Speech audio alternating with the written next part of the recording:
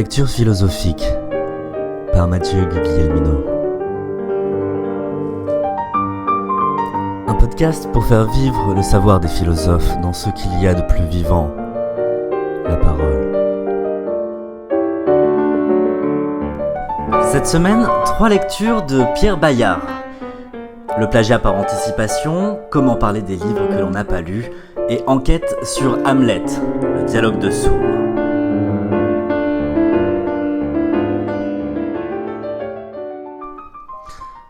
Enquête sur Hamlet, le dialogue de sourds, par Pierre Bayard. Prologue. Le train de Sunderland. Au mois de novembre 1917, un inspecteur du ministère de l'Éducation en poste à Leeds se trouve dans un train pour Sunderland, où il se rend afin de régler un problème avec les responsables syndicaux de l'endroit.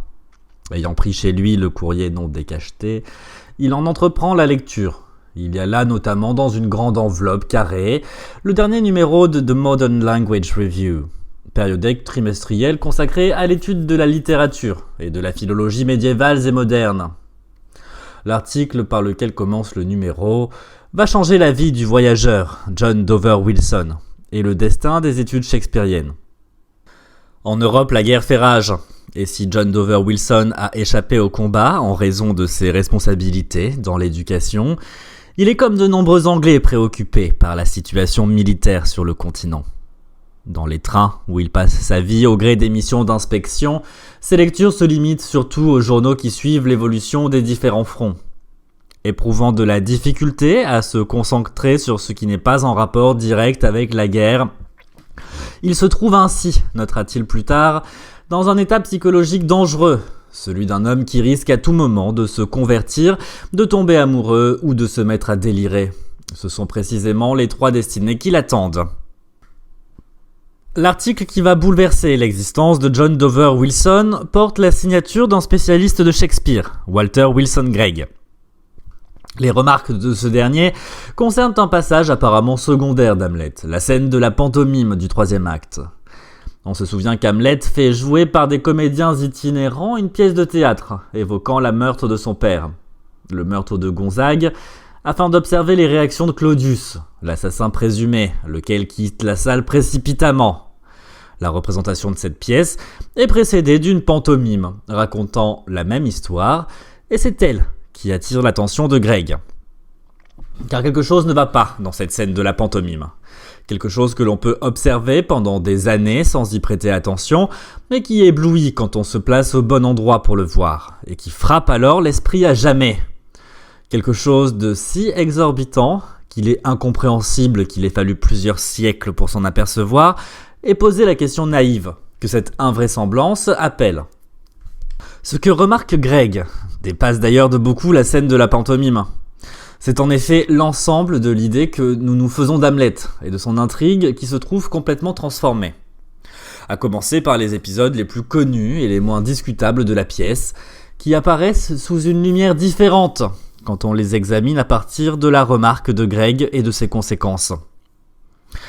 Et au-delà même de cette relecture, c'est l'ensemble des outils critiques que l'on se donne pour lire, jusqu'à la question de savoir ce que signifie l'acte de lire, qui est à repenser. Car il apparaît que le même texte, sans qu'on en change la lettre, peut donner lieu à une lecture totalement différente, qui le transforme en un tout autre texte, racontant une toute autre histoire, vécue par d'autres personnages.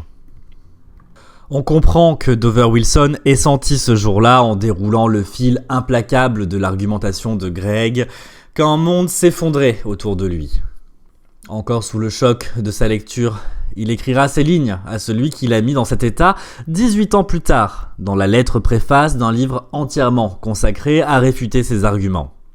J'ai dû lire votre article une demi-douzaine de fois avant d'arriver à Sunderland, et dès le premier instant, j'ai su que j'étais né pour y répondre. Quelle devait être la réponse, c'était loin d'être aussi clair. À l'époque, je n'en savais pas plus long sur Hamlet que le lecteur moyen. Mais votre théorie brûlait comme la fièvre dans mon sang.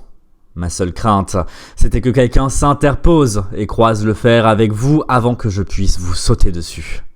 J'oubliais Land and Water, le ministère de l'armement, et jusqu'à la guerre. Toute l'Europe et l'Amérique, je le sentais, allait bientôt lire le numéro d'octobre de The Modern Language Review, et je devais marquer mon territoire sans perdre une seconde. Sur le chemin de l'hôtel, je jetai dans la première boîte aux lettres une carte postale au rédacteur en chef, portant ces mots. Article Greg, diaboliquement ingénieux, mais mérite l'enfer. Acceptez-vous une réplique ? Sans même attendre la réponse, Dover Wilson, en proie à une forte agitation, se lance dans la réfutation méthodique de l'article de Greg et se met fiévreusement à écrire dans tous les lieux où il en trouve l'occasion, dans les trains et dans les gares, au fond des salles de classe et dans les locaux du ministère de l'Armement. Sa réplique va l'entraîner très loin, puisqu'il se rend rapidement compte qu'il est impossible de reprendre les éléments du dossier sans commencer par établir rigoureusement le texte d'Hamlet. C'est dans ces circonstances que l'homme qui deviendra le plus éminent des spécialistes anglais de Shakespeare prend sur le champ la seule décision qui s'impose, celle de lui consacrer sa vie. Celui qui entreprend, à la suite de Walter Wilson Gregg et de John Dover Wilson, d'essayer de résoudre le problème de la pantomime dans Hamlet, et au-delà d'élucider la mort d'Hamlet père, se heurte à une première difficulté qui est le nombre incalculable de recherches et d'enquêtes menées par ceux qui l'ont précédé. En effet, si l'on accepte le cas spécifique de la Bible, il n'existe probablement aucun texte au monde qui ait suscité autant de gloses et d'interprétations. Comment accéder à une œuvre à ce point recouverte de commentaires qu'elle finit par se confondre avec l'histoire de ses lectures ? Désireux de mettre à notre tour nos pas dans ceux de Greg et de Dover Wilson et de croiser avec eux le fer, nous avons fait le choix, devant le nombre de textes produits, de privilégier les lectures psychologiques. Outre que figure au cœur de notre enquête un personnage dont l'équilibre mental a été mis en doute par certains, elles nous ont paru les plus à même d'apporter un éclairage original sur la pièce en explorant les abîmes. Dans cette perspective, les lectures freudiennes occuperont une place importante, la psychanalyse étant particulièrement déchaînée sur Hamlet depuis la célèbre thèse de Freud selon laquelle le héros hésiterait à tuer l'assassin de son père en raison du complexe d'Oedipe. Mais la psychanalyse n'ayant pas le monopole du tonus interprétatif, nous avons aussi prêté attention à d'autres thèses psychologiques dès lors qu'elles nous paraissaient stimulantes, qu'elles soient dues à des théoriciens dissidents, à des auteurs non freudiens comme Gregg ou Dover Wilson, à des écrivains célèbres ou à des tribus africaines en transes interprétatives. Opérer une première sélection parmi les lectures ne résout cependant pas tout.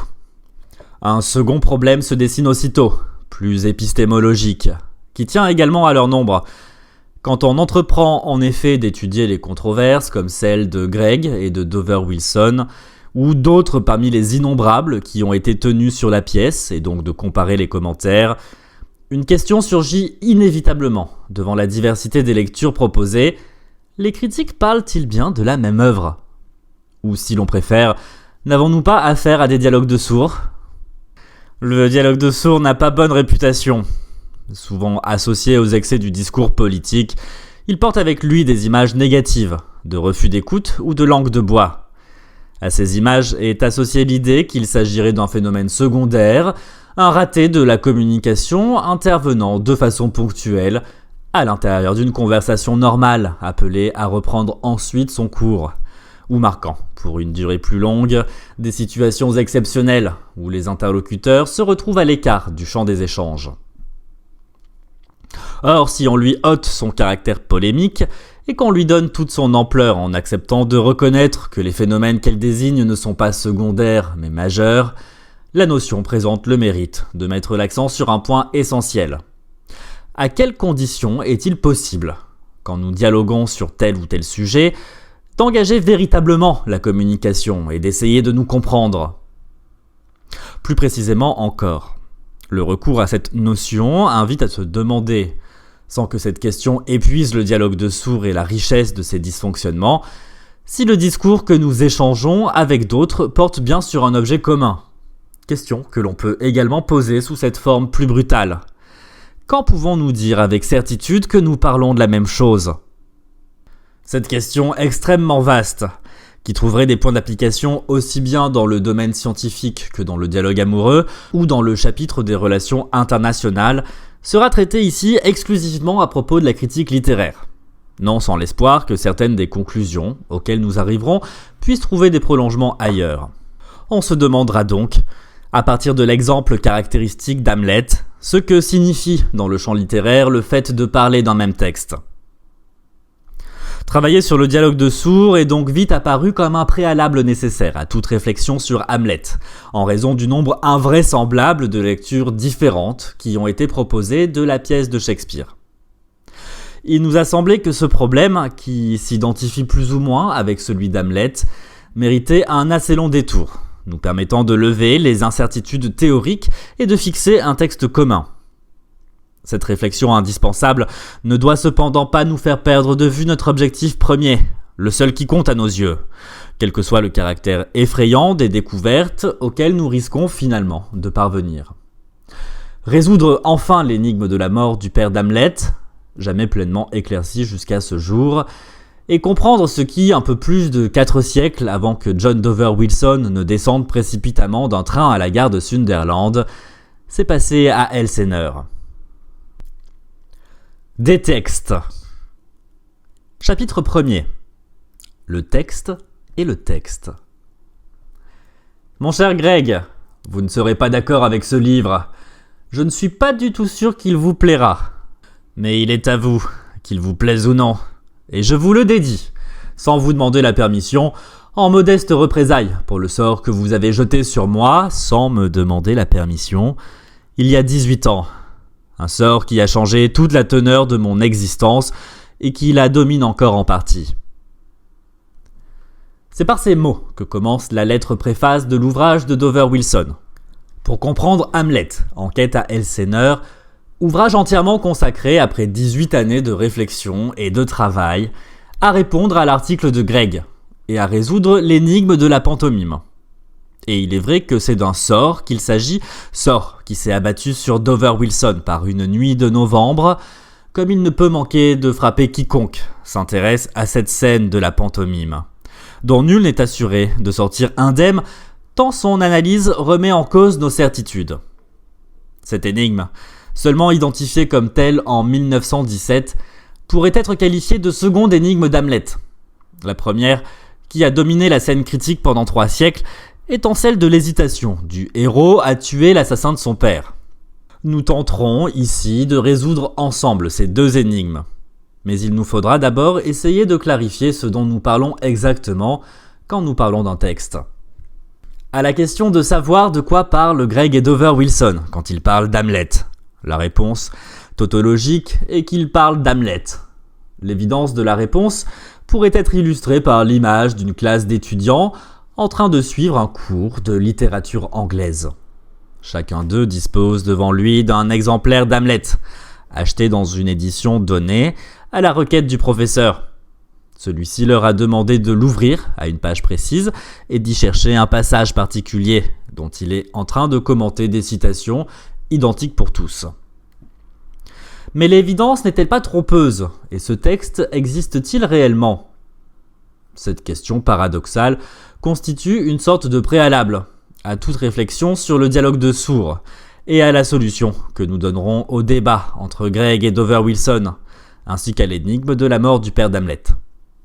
Car si le texte, en dépit de son apparence matérielle, n'existe pas, ou plutôt si chacun n'a pas le même sous les yeux, il y a toute chance pour que les communications qui s'engagent à son propos, rendues incomparables par la différence de leur objet, relèvent du dialogue de sourds. La question de savoir si le texte littéraire existe dans une identité partagée peut s'entendre de 2 manières, dont l'une est générale et l'autre concerne plus particulièrement Hamlet. La première formulation de la question est due aux spécialistes de critique génétique, ou plus généralement à tous ceux qui réfléchissent sur la difficulté à trancher entre les différentes versions d'un texte. Elle peut se résumer par cette formule provocante de Louis Hay, elle-même empruntée à Jacques Petit. Le texte n'existe pas. En parlant de l'inexistence du texte, Louis Hay songe à la diversité des versions successives que la critique génétique procure aux chercheurs et dont l'édition réduit artificiellement la multiplicité. La formule peut d'ailleurs s'entendre avec une double portée. D'une part, le texte n'existe pas au sens où entrent souvent en concurrence plusieurs versions différentes, entre lesquelles il est difficile de trancher. Mais de surcroît, il arrive que l'on dispose simultanément des différentes étapes par lesquelles l'écrivain est passé au fil des réécritures successives, avant de se décider à en fixer une. La conception génétique du texte met ainsi fin à l'idée d'unicité, à laquelle il demeure trop souvent attaché.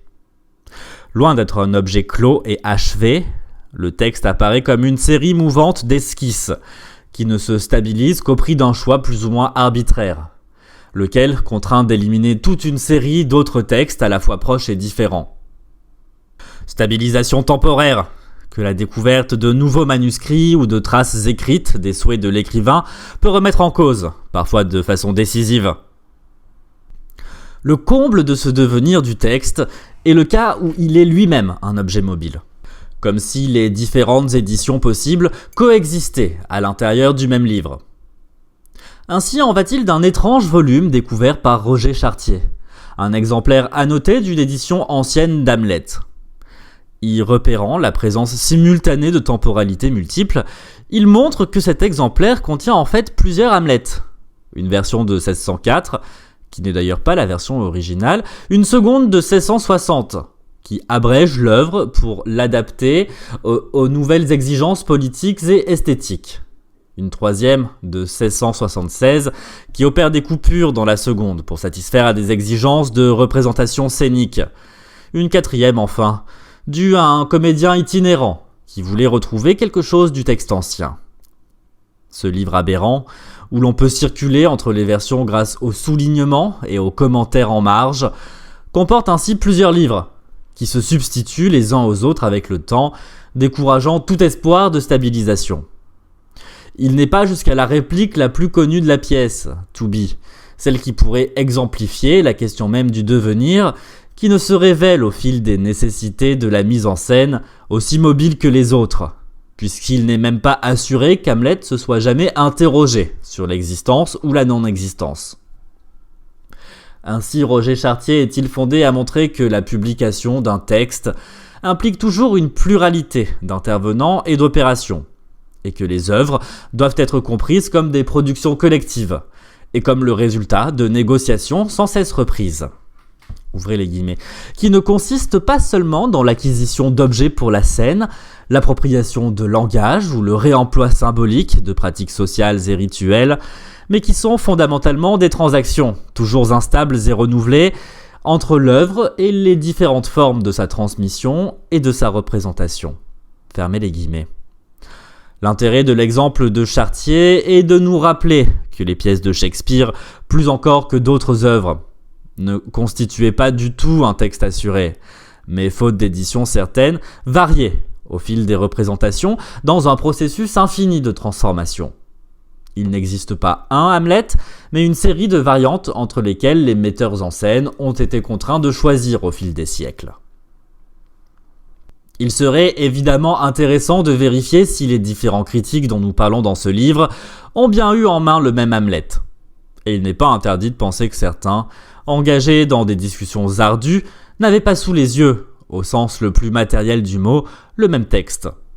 Aussi importante soit-elle, cette première difficulté, qui relève de la génétique, est cependant sans rapport avec notre sujet.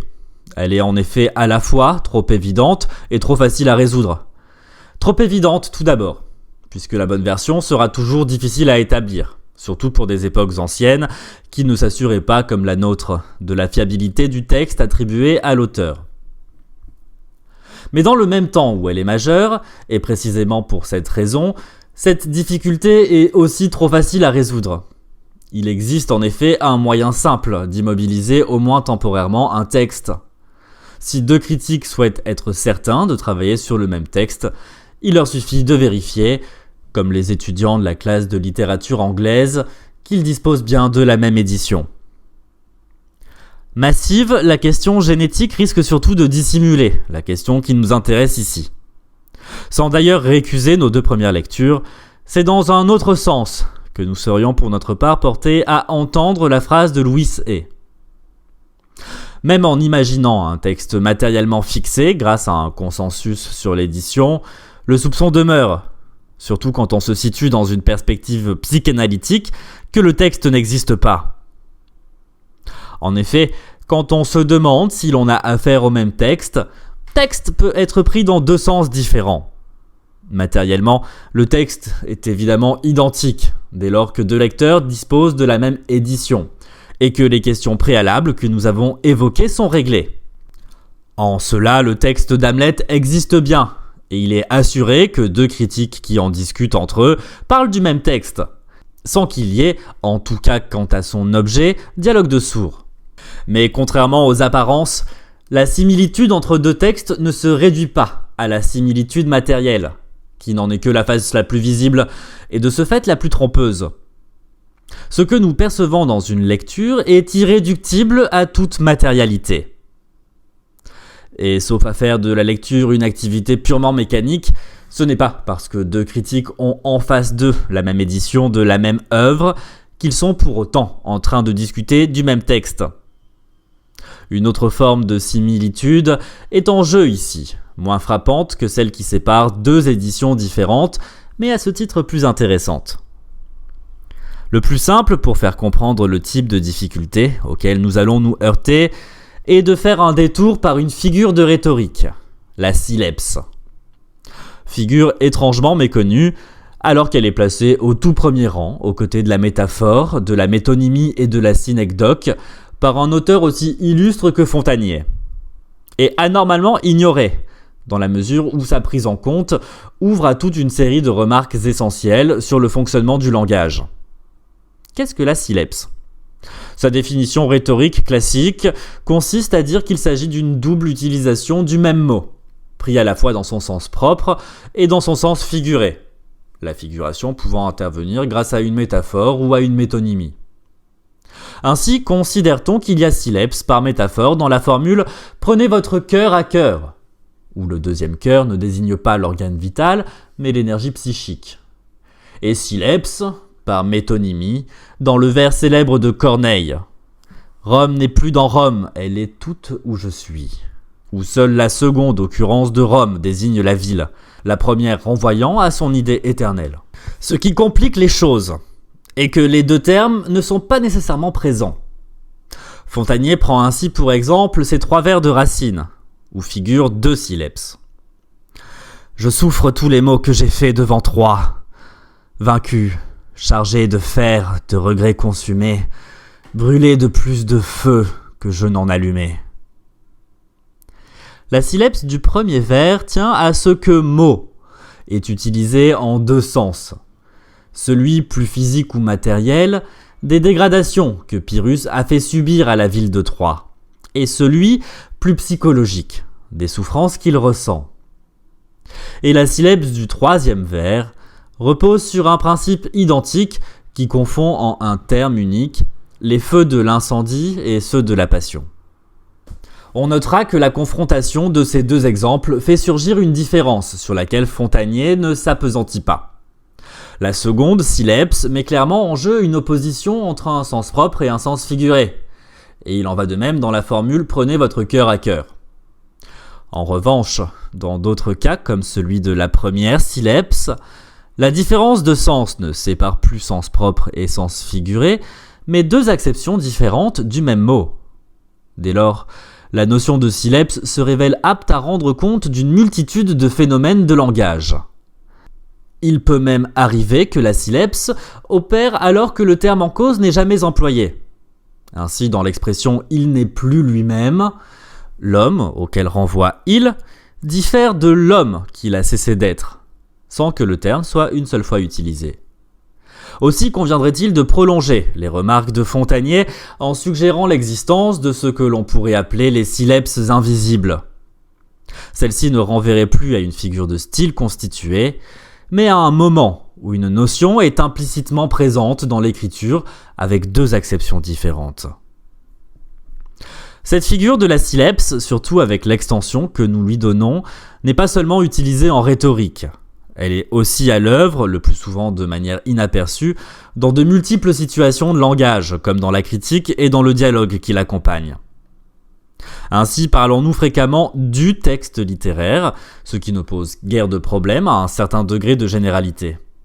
Il existe bien un texte d'Hamlet, ou plus exactement, il en existe un matériellement isolable, dès lors que l'on s'est mis d'accord entre les différentes versions en circulation sur une version de travail commune. Mais dans le même temps où nous parlons du texte littéraire dans sa globalité, il nous arrive, sous le couvert du même mot, d'en parler également dans son unicité, en désignant cette fois ce texte particulier auquel nous avons affaire dans le cadre d'une approche individuelle, c'est-à-dire en tant que sujet, conscient et inconscient. Or, les deux textes, à y regarder avec un peu d'attention, ont peu de choses en commun et ne se rejoignent que dans le mot qui les fait arbitrairement coïncider. La sileps apparaît dans toute sa fonction de brouillage, dès lors que l'on confond le texte général, que publie l'éditeur et dont chacun a entre les mains une version comparable à d'autres, et le texte singulier, auquel se confronte chaque intervention personnelle, laquelle, dans le jeu de ses remaniements, le découvre moins qu'elle ne le constitue. On trouvera un exemple tout à fait caractéristique de cette confusion dans le célèbre passage de l'interprétation des rêves, où Freud propose une nouvelle hypothèse sur ce qu'il considère, de la part d'Hamlet, comme des hésitations à agir. À nous limiter aux seules phrases où le titre de la pièce est cité. Il apparaît clairement que le même mot ne désigne pas la même chose. Lorsque Freud ainsi dit qu'Hamlet traite des relations du fils avec ses parents, il tient à un énoncé général que valide la scène d'ouverture et qui est de ce fait acceptable par la majorité des lecteurs. Lorsqu'un peu plus haut dans le même passage, il affirme qu'Hamlet a les mêmes racines qu'Édipe Roi. Il parle d'une pièce dont peu de lecteurs accepteront d'emblée une telle interprétation, parce qu'elle tient à l'ensemble d'un sujet, conscient et inconscient, qu'il a travaillé à produire cette signification. Apparemment, Hamlet et Hamlet renvoient à la même pièce, et se réfèrent donc à la même chose. Mais il s'est produit un glissement de sens d'un terme à l'autre. Alors que le premier désigne le texte général de la pièce, le second désigne un texte singulier, produit par la construction et l'approche individuelle de celui qui entreprend, au terme de toute une série de transformations, d'y faire surgir le complexe d'Édipe. En dépit des apparences, ce n'est ainsi pas du même texte, mais l'utilisation du même mot permet de l'oublier que l'on parle dans les deux phrases. On peut de surcroît imaginer, dans le cas des sileps invisibles, que ce passage du texte général au texte singulier s'effectue alors même que le mot de texte n'est pas cité, mais que la représentation que l'on s'en fait et qui organise la pratique critique mêle les deux conceptions, c'est-à-dire que le texte général est confondu avec l'un de ces textes singuliers que fabrique toute lecture en y apposant sa marque. Qu'il y ait un écart entre les deux utilisations du même mot par deux personnes, ou si l'on préfère qu'il ne s'agisse pas du même mot, c'est cela qu'essaie de penser jusque dans ses dernières conséquences la notion de sileps, laquelle induit toute une conception du langage attentive à l'opacité et à l'incompréhension. Si l'on ne veut pas recourir à la notion de sileps, il est possible de dire les choses plus simplement, en remarquant que l'idée ou l'affirmation de travailler sur un texte identique repose largement, quand on regarde un peu plus attentivement ce qui se passe, sur des jeux de mots. Pour toute une série de raisons que nous allons essayer de détailler dans ce livre, et qui sont au cœur même du débat critique entre Walter Wilson Gregg et John Dover Wilson, le mot ou l'idée de texte vient surtout comme une protection langagière commode, pour nous prémunir de l'inquiétude souvent justifiée qu'en parlant de la même œuvre, nous ne parlions pas de la même œuvre. Que l'œuvre ne soit pas l'œuvre. On peut s'en faire une idée plus précise en se disant que les lecteurs ont lu et les spectateurs regardé la scène de la pantomime d'Hamlet pendant plus de 3 siècles, sans rien y remarquer d'étrange, alors qu'ils savaient pourtant qu'elle racontait la même histoire que la pièce de théâtre et que la vérité se trouvait donc éclatante sous leurs yeux. Scène qui nous plonge aujourd'hui dans la stupeur. Quand nous situant précisément au point où Gregg nous demande de nous placer, nous prenons la peine d'y regarder ce qu'il nous suggère d'y voir, et que John Dover Wilson, quelque part sans doute entre les gares de Middlesbrough et de Durham, au moment où sa vie prenait un sens, a tout à coup saisi.